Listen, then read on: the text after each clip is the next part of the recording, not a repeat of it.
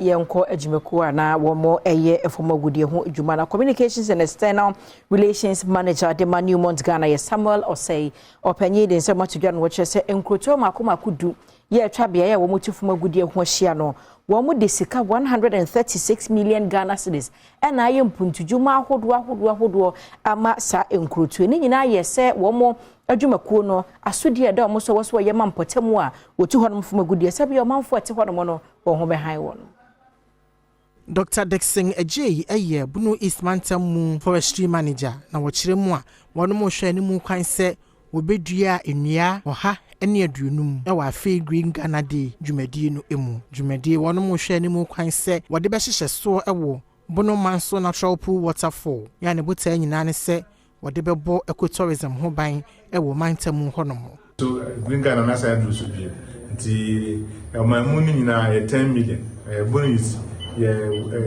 target 150,000. The ceremonial planting of Bono Manso Waterfalls. Na ona paying for Bono East in Abeba, Abidia, Yelibio. Now they are signify the importance of the Green Ghana Day celebration. Nay, be some other facts are so apart Bono Manso Waterfalls in home to my Mama saying, who said, Waterfalls be Bono Manso, Brano, a half a bit of alcohol now, Makajo.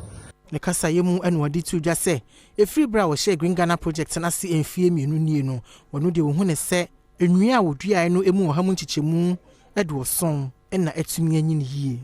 memu esro bra ya so ye a ewo techima ha ana se ewo